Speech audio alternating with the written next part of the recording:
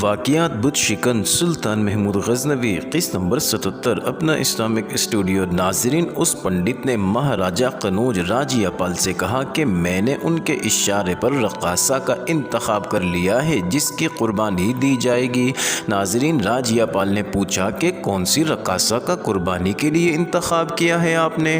تو پنڈت نے کہا کہ سب سے چھوٹی رقاصہ نندیا کا۔ ناظرین، راجیہ پال نے کہا کہ نہیں پنڈت جی، میں نندیا کی قربانی نہیں ہونے دوں گا۔ ناظرین، رانی جو کہ وہاں موجود تھی بولی کہ آپ غزنی کے سلطان کا مقابلہ نہیں کر سکتے ہیں تو آپ دیوتاؤں کا مقابلہ کیسے کر سکتے ہیں، اس لیے نندیا کی قربانی دی جائے گی۔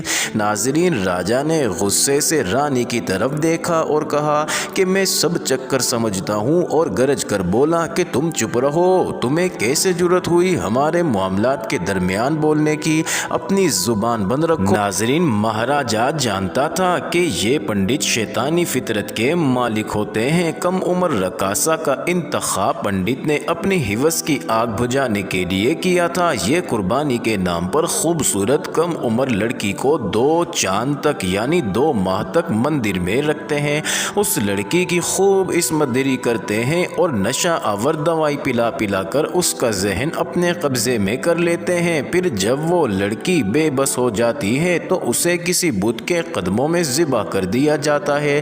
اور مہاراجہ کی مخالفت کی دوسری وجہ یہ بھی تھی کہ راجا کو اپنے خزانے کی فکر تھی۔ پنڈت کی نیت خراب ہونے کا کوئی پتہ نہ تھا کہ کب پنڈت راستہ بدل لے۔ ناظرین، رانی نے آنکھیں پھاڑ کر کہا کہ پتی دیوتا نہیں ہو سکتا، دیوتا پتی ہو سکتا ہے، اس لیے میں نے دیوتا کا حکم ماننا ہے، آپ کا نہیں۔ ناظرین، راجیہ پال کا بیٹا لچھن پال جو قریب ہی کھڑا تھا، اس نے کہا کہ پتا جی مہاراج، مجھے تلوار کا دھنی آپ نے ہی بنایا ہے، اس لیے مجھے مجبور نہ کریں کہ ایک بیٹا اپنے باپ کا سر تن سے جدا کر دے۔ کوئی ثبوت اپنا وطن اور اپنا مذہب اپنے پتا پر قربان نہیں کر سکتا، اس لیے پنڈت جی مہاراج جو کہتے ہیں وہی ہوگا۔ ناظرین، راجیہ پال نے جب اپنی رانی اور بیٹے کا رویہ دیکھا تو وہ چپ ہو گیا اور دب گیا۔ اسے پنڈت سے یہ پوچھنے کی جرأت نہ ہوئی کہ دیوتاؤں نے صرف اسی کو تباہ کرنے کا تہیہ کیوں کر رکھا ہے۔ ناظرین، اب چلتے ہیں دوسری جانب۔ متھرا قنوج سے زیادہ مقدس جگہ تھی، وہاں کرشن مہاراج نے جنم لیا تھا۔ تھان سیر کا مندر بھی ہندوؤں کی بہت مقدس اور بہت بڑی پوجا گاہ تھی، مگر وہاں گھنٹیوں، شنکھوں اور بھجنوں کی بجائے اب اذانیں گونج رہی ہیں۔ دیوتاؤں نے وہاں کے راجوں مہاراجوں کو اژدھا بن کر نہیں ڈرایا اور نہ اژدھا بن کر کسی اور پنڈت کو کوئی پیغام دیا ہے۔ مہاراجہ نے دیکھا کہ اس کی رانی اور بیٹے پر دیوتاؤں کا خوف مسلط ہو گیا ہے تو وہ وہاں سے چلا گیا اور سیدھا خزانے والے غار میں جا کر بیٹھ گیا۔ یہ ہے ہندوؤں کا مذہب جو صرف توہمات پر مشتمل ہے، اپنے سے طاقتور چیز کو یہ اپنا دیوتا مان لیتے ہیں، اس لیے پورے ہندوستان میں ہزارہ قسموں کے دیوتا ہیں۔ ہر ہندو ذات کا اپنا الگ الگ دیوتا ہے اور اس کی مختلف صورتوں کی مورتیاں بنا رکھی ہیں اور اس کی پوجا کرتے ہیں۔ ناظرین، قرآن میں اللہ تعالیٰ نے فرمایا ہے کہ یہ جو تم اپنے ہاتھوں سے بناتے ہو یہ کیوں کر تمہیں نفع یا نقصان پہنچا سکتے ہیں، یہ نہ تو تم کو نفع پہنچا سکتے ہیں اور نہ نقصان، یہ تو اپنے اوپر بیٹھی ہوئی مکھی کو اڑانے پر بھی قادر نہیں تو یہ تم کو کیا نفع دیں، تمہاری کیا حفاظت کریں گے۔ ناظرین، قنوج کے بڑے مندر کے سامنے ایک آواز گرج رہی تھی۔ یہ آواز اس خطیب کی تھی جو غزنی سے سلطان کے ساتھ آیا تھا۔ ناظرین، غزنی کی فوج کے ساتھ چند ایک امام بھی ہوا کرتے تھے، جہاں کہیں سپاہی اکٹھے ہوتے یہ انہیں با جماعت نماز پڑھاتے اور فرصت کے لمحات میں وعظ کر کے سپاہیوں کے ایمان کو تازہ کرتے رہتے تھے۔ غزنی کا خطیب قنوج کے بڑے مندر کے چبوترے پر کھڑا تھا، اس کے ارد گرد ٹوٹے ہوئے بتوں کے ٹکڑے بکھرے ہوئے تھے اور اس کے سامنے غزنی کی فوج کھڑی تھی۔ ناظرین، اس کے پیچھے قنوج کے جنگی قیدی کھڑے تھے۔ وہ بلند آواز سے کہہ رہا تھا کہ یہ ہے ہندوؤں کا مذہب، دیکھ لو ان کے دیوتاؤں کے ٹکڑے تمہارے قدموں میں پڑے ہوئے ہیں۔ یاد رکھنا کہ اللہ ایک ہے اور وہی وحدہ لا شریک ہے۔ تم یہاں کوئی ملک فتح کرنے یا لوٹ مار کرنے نہیں آئے، تم سوال پوچھنا چاہو گے کہ ہم نے ہندوستان کا ہی انتخاب کیوں کیا؟ اس کا جواب یہ ہے کہ عرب کا جوان محمد بن قاسم ایک مسلمان لڑکی کی پکار پر مجاہدوں کو ساتھ لے کر یہاں آیا تھا۔ اس نے یہاں ایک بڑے جابر اور ظالم ہندو راجا کو شکست دی۔ یہ نوجوان قہر اور دہشت بن کر نہیں آیا تھا، اس نے ثابت کر دیا کہ مسلمانوں کی تلواریں چٹانوں کو کاٹ سکتی ہیں اور مسلمان کا حسن سلوک پتھر کو موم کر سکتا ہے۔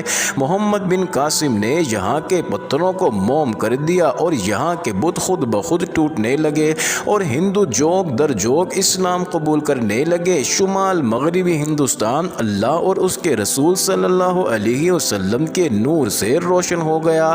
نور کی مقدس روشنی سارے ہندوستان میں پھیلنے لگی، مگر پھر حالات نے ایسا پلٹا کھایا، مجاہد کو مجرم بنا دیا گیا۔ محمد بن قاسم ایک ناہنجار خلیفہ کے قہر کا نشانہ بن گیا۔ ہندوستان سے وہ گیا تو ہندوؤں کے باطل نے پھر سے سر اٹھانا شروع کر دیا اور وقت گزرنے کے ساتھ ساتھ مسجدیں مندروں میں تبدیل ہوتی گئیں اور ہندوؤں نے ریاکاری اور دہشت گردی سے مسلمانوں کا جینا دشوار کر دیا۔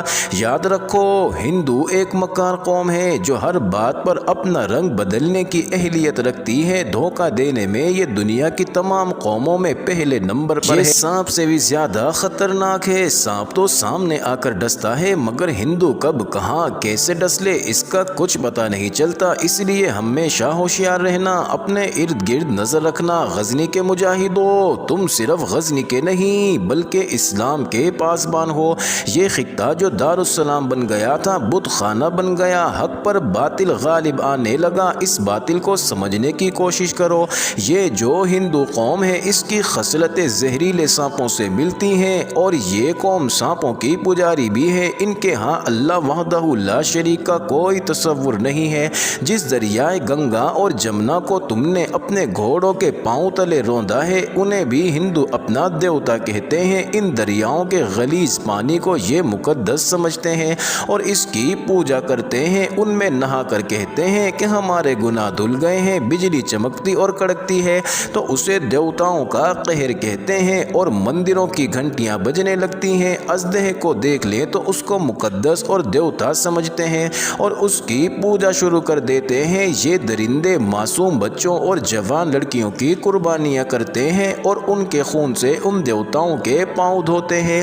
کیا انسانی عقل اس درندگی کو نیکی کہہ سکتی ہے یا تم اسے عبادت کہہ سکتے ہو؟ اسلام کے پاسبانوں، تم نے یہاں پنڈتوں کی اس ریاکاری کا قلعہ کما کرنا ہے۔ اگر تم نے اس مذہب کو جڑ سے نہ اکھاڑ پھینکا تو یہ زمین ہمیشہ مسلمانوں کے خون کی پیاسی رہے گی۔ یہ قوم جو چند ایک توہمات کو اور اپنے بے بنیاد عقیدوں کو اور رسموں کو مذہب کہتی ہے، مسلمانوں کی جڑیں کھوکھلی کرتی رہے گی۔ یہ کوئی مذہب نہیں ہے۔ پنڈتوں نے ان لوگوں پر خوف طاری کر کے اپنی فریب کاری کو مذہب کا نام دے رکھا۔ اگر ان کا مذہب سچا ہے تو ان کے ان دیوتاؤں سے جو تمہارے قدموں میں بکھرے پڑے ہیں ان سے کہو کہ وہ اپنی توہین کا تم سے انتقام لے۔ رات جو گزر گئی ہے زمین بجلی کے کڑکنے سے کانپ رہی تھی، کیا تم اطمینان کی نیند نہیں سوئے رہے؟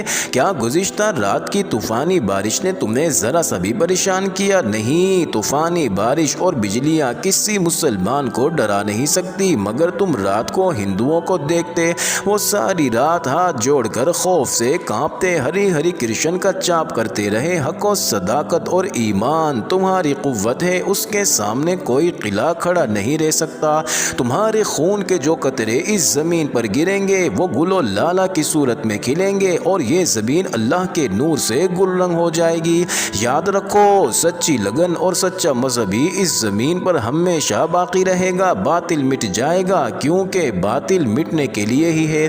اللہ کا نور ہمیشہ چمکتا رہے گا اور نبی صلی اللہ علیہ وسلم کی تعلیمات پوری دنیا میں پھیلیں گی۔ دنیا کے کونے کونے پر، چپے چپے پر یہ دین پہنچے گا، کہیں مجاہدوں کے ذریعے تو کہیں اللہ کے راستے میں تبلیغ کے ذریعے۔ یہ دین پہنچ کر رہے گا۔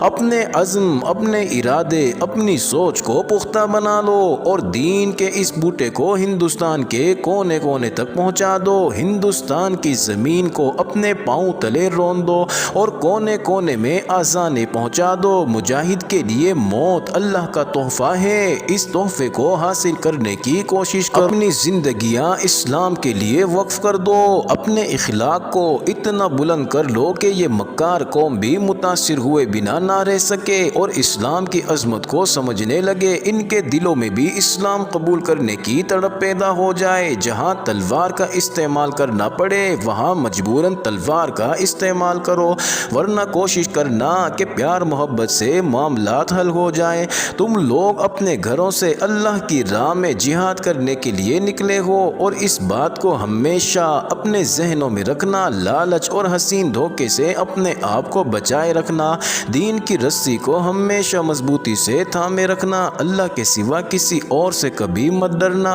اللہ باقی ہے، باقی ہر چیز فانی ہے۔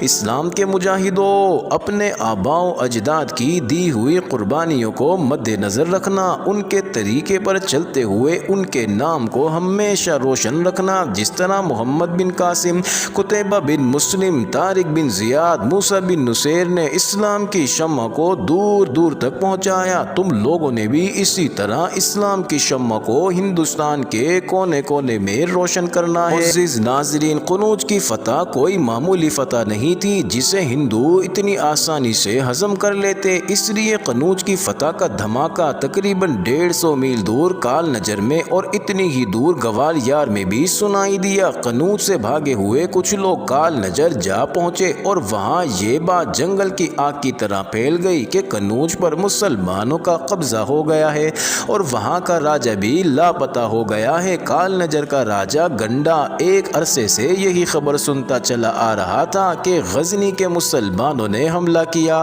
اور فلاں راجہ بھاگ گیا، یا اس نے خودکشی کر لی، یا کسی نے ہتھیار ڈال کر سلطان کی اطاعت قبول کر لی اور غزنی کا باج گزار بن گیا۔ ناظرین، راجہ گنڈا سلطان کی پیش قدمی پر نظر رکھے ہوئے تھا۔ اب سلطان اس کے دروازے پر آن پہنچا تھا۔ 150 میل کوئی زیادہ فاصلہ نہیں تھا۔ راجہ گنڈا نے اسی وقت گوالیار کو روانگی کا حکم دے دیا۔ وہ جب گوالیار پہنچا تو اسے پتا چلا کہ راجہ ارجن کو قنوج کے سقوط کی اطلاع مل چکی ہے۔ وہ پریشان بھی تھا اور بھڑکا ہوا بھی تھا، مگر وہ یہ تسلیم کرنے کے لیے تیار نہیں تھا کہ مہاراجہ قنوج بھاگ گیا ہے۔ حالانکہ بتانے والوں نے یہی بتایا تھا کہ جب قنوج کا محاصرہ ہوا تو قلعے میں فوج بہت تھوڑی تھی اور راجہ قنوج کا کہیں نام و نشان نہ تھا، کوئی مقابلہ بھی نہ ہوا اور مسلمان شہر میں داخل ہو گئے اور شہر اور مندروں کی تباہی شروع ہو گئی۔ اب کال نجر اور گوالیار کے مہاراجوں نے مل کر مشترکہ منصوبہ بنایا کہ سلطان پر جاسوسوں کے ذریعے نظر رکھی جائے کہ وہ آگے بڑھتا ہے یا قنوج میں ہی رہتا ہے یا واپس غزنی چلا جاتا ہے۔ اگر وہ قنوج میں ہی رکتا ہے تو اس پر وہیں حملہ کیا جائے اور اس حملے میں راجہ بھیم پال نڈر کی فوج کو بھی شامل کیا جائے۔ ناظرین، مہاراجہ کال نجر ابھی گوالیار ہی میں تھا کہ قنوج کے راج دربار کے ایک اعلیٰ رتبے کا آدمی کال نجر کے راستے گوالیار پہنچا، کیونکہ کال نجر میں اسے بتایا گیا تھا کہ راجہ گنڈا گوالیار میں ہے۔ اس آدمی نے دونوں مہاراجوں کو بتایا کہ جب سلطان محمود قنوج شہر میں قابض ہو گیا تو اس نے خزانہ کھلوایا، مگر وہ خالی تھا۔ اس کے بعد راج محل کی تلاشی لی گئی، وہاں سے بھی انہیں کچھ نہ ملا، قلعے میں فوج بھی پوری نہیں تھی۔ مہاراجہ گنڈا نے کہا کہ اس کا مطلب یہ ہے کہ راجیہ پال دشمن کو دیکھے بنا پہلے ہی غائب ہو گیا تھا اور وہ فوج کو بھی ساتھ لے گیا تھا۔ ناظرین، راجہ ارجن نے غضبناک لہجے میں کہا، کیا ہندو جاتی اس کا یہ گناہ معاف کر دے گی؟ کیا یہ معلوم نہیں ہو سکا کہ وہ کہاں گیا ہے؟ اس آدمی نے جواب دیا کہ نہیں معلوم ہو سکا کہ وہ کہاں گیا ہے، اور دوسری خبر یہ ہے کہ سلطان محمود غزنوی غزنی واپس چلا گیا ہے۔ معزز ناظرین، یہ انٹرسٹنگ ویڈیو جاری ہے، اگلی ویڈیو قسط نمبر 78 میں دیکھنا مت بھولیے گا۔